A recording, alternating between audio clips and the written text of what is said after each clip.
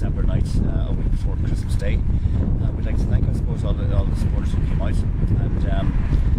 and we would be slightly disappointed that no elected reps or any of our town council members turned up and on this.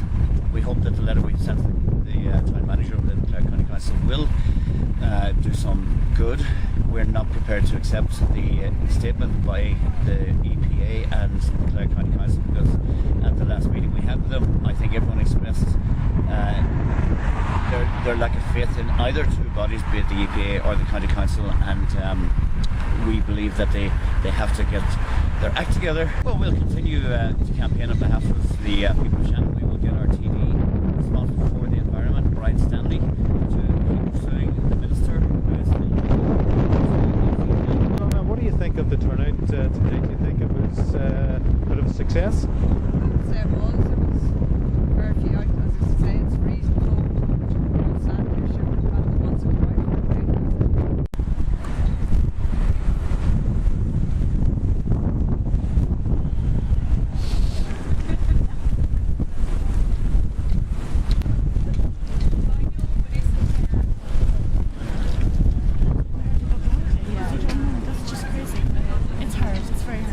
Just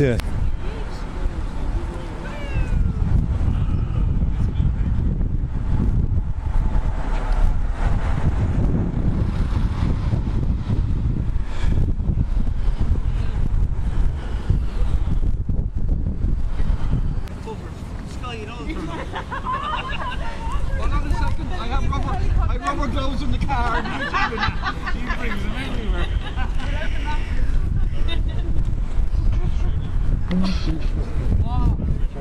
16,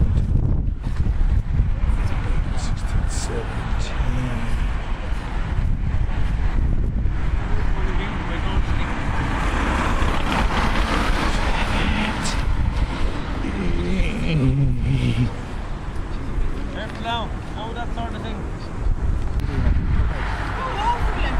Which I'd say, Pat, this is a good opportunity, for what you think about it. If you want to say something about how you feel about the... Well, how I feel about it is very, very simple. It's been bad for years and years and years, and I don't trust the EPA because I don't trust the reports they have given, because they're not giving us quantities of what's in the air, and we know it's in the air, and something has to be done about it. The point about what they're doing at the moment, they're alleged to have done work at the weekend. I'm not 100% sure if they have or they haven't, but we won't find that out for another couple of weeks. Also, as you probably know, there's a meeting on the 22nd of January in the Oakwood Arms, a public meeting.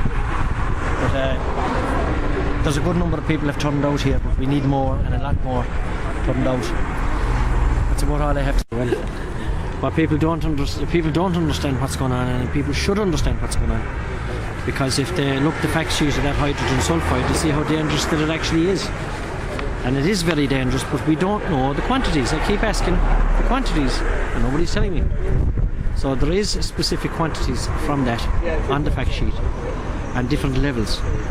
People need to read the fact sheet of hydrogen sulfide, and that's what they're not doing.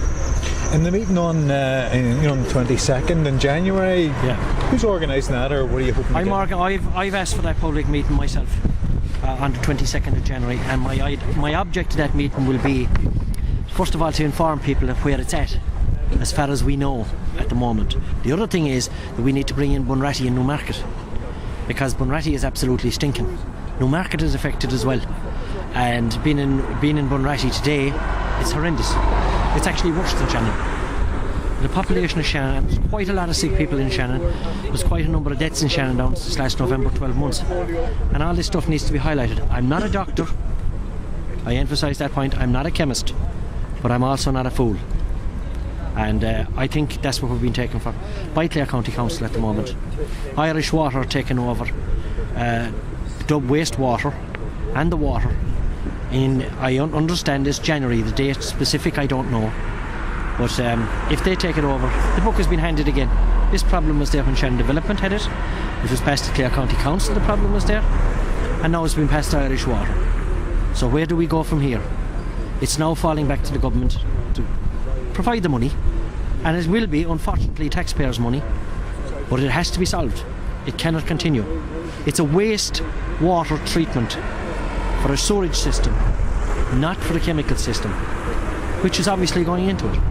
And there's a number of lines blocked, and if, what I understand, that one of the lines which is blocked, they then diverted it into the storage line, which is now going to become blocked. So where are we at? In 2006, the audit was done by the EPA. They could only put cameras down into 50% of the pipes because the other 50% were blocked. Now, if that was the case in 2006, we're now in 2013. What's blocked now?